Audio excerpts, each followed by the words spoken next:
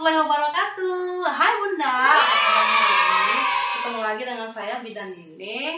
Hari ini kita akan membahas seputar kehamilan, mitos atau fakta yang sering sekali dipertanyakan oleh bunda-bunda selama masa kehamilan. Tapi sebelum kita masuk ke topik pembahasan, jangan lupa untuk subscribe, tekan tombol loncengnya, di like, komen, dan share ke semua medsos bunda-bunda. Oke bunda, kita langsung saja ke topik pembahasan kita.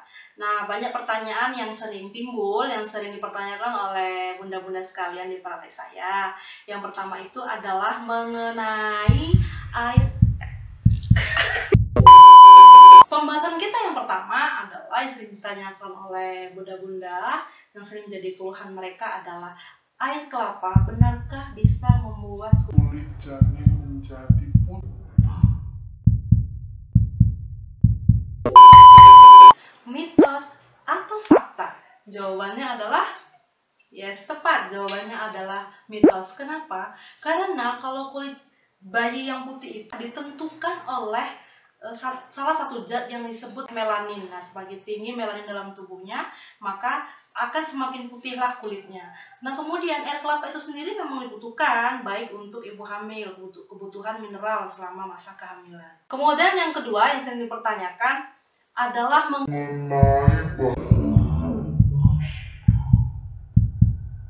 Nah, biasanya kan bunda-bunda pengen tahu tuh, kan? Mau lihat jenis kelaminnya apa, mau lihat posisi bayinya bagus atau enggak. Nah, kalau seandainya dibatasi nih, nggak boleh dilakukan USG dianggap berbahaya, itu bagaimana? Kan mitos atau fakta? Jawabannya adalah mitos. Karena USG itu sendiri dia menggunakan gelombang suara, jadi tidak berbahaya, berbeda dengan sinar X-ray yang sering digunakan untuk dilakukan foto ronsen gitu. Oke, kita masuk yang berikutnya. Yang ketiga adalah mengenai nanas. Banyak kan yang sering dari zaman nenek moyang dulu nggak boleh nih hamil, nggak boleh makan nanas gitu ya. Katanya kalau makan nanas itu bisa menyebabkan keguguran pada ibu hamil. Nah, secara logika, kita bicara logika nih. Kalau makan nanas itu kan kita nggak mungkin ya habiskan satu buah yang bulat segini tuh nggak mungkin kan kita habiskan. Namanya ibu hamil juga kepingin makan rujak, juga paling berapa potong gitu ya untuk menghabiskan si nanasnya tadi. Nah, jadi itu jawabannya adalah mitos, benar sekali ya. Makan nanas itu tidak berbahaya. Cuman ada cumannya, ada tapinya. Ada satu zat yang terkandung di buah nanas itu namanya enzim bromelain, yang mana jika dikonsumsi terlalu banyak, nanas dapat menyebabkan datangnya kontraksi. Nah, itu yang dikhawatirkan. Makanya nenek moyang zaman dulu tuh mereka nggak tahu nama enzimnya apa, tapi yang mereka mungkin zaman dulu nggak ada makanan yang sekarang ini ada, mereka sering makan buah nanas. Nah, akhirnya kalau kebanyakan bisa datangnya kontraksi gitu ya bunda. Kita masuk yang berikutnya, yang keempat. Nah, ini sering jadi pertanyaan oleh bunda-bunda sekalian adalah mengenai tidak boleh melakukan hubungan seksual. Itu pertanyaan tuh ya, bolehkah ibu hamil melakukan hubungan seksual? Nah, itu saya akan jelaskan. Nah, berhubungan seksual itu selama ibu hamilnya tidak memiliki riwayat kehamilan yang pertama, KPD atau ketuban pecah dini. Kenapa nggak boleh kalau ketuban pecah dini? Kalau punya riwayat. Nah, ketuban pecah dini biasanya begitu ketuban pecah, yang ikut keluar adalah tali pusat. Itu berbahaya. Jika dilakukan berhubungan seksual pada ketuban pecah dini, itu sangat membahayakan bagi bayinya. Yang kedua apalagi? Plasenta previa. Plasenta previa itu adalah letak plasenta yang menutupi jalan lahir, akan menyebabkan perdarahan jika melakukan hubungan seksual. Jadi, pada prinsipnya berhubungan seksual pada saat hamil adalah aman jika kondisi ibunya benar-benar dalam kondisi yang aman, tidak punya riwayat tadi ya. Pertama, tidak punya riwayat kehamilan sebelumnya dengan plasenta previa atau dengan ketuban pecah dini.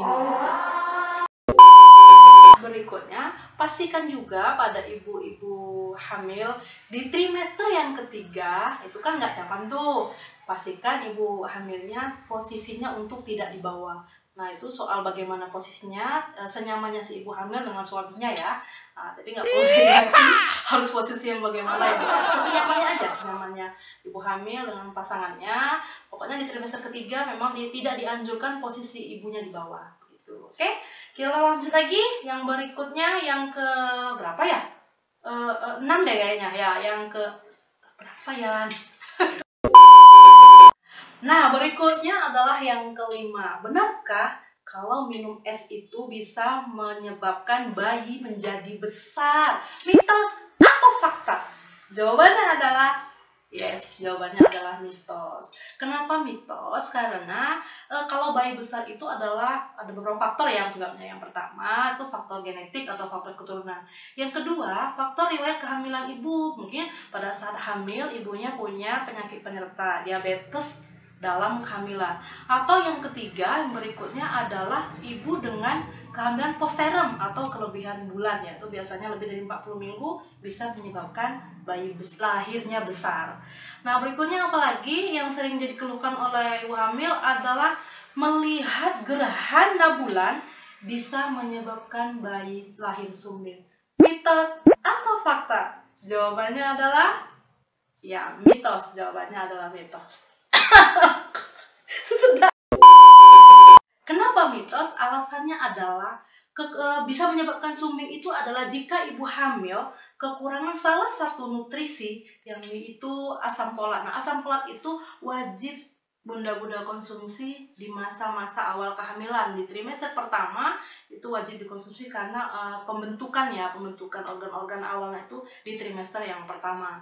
Nah, jadi jawabannya adalah mitos. Oke, kita lanjut berikutnya. Yang terakhir itu adalah memakai kosmetik berbahayakah?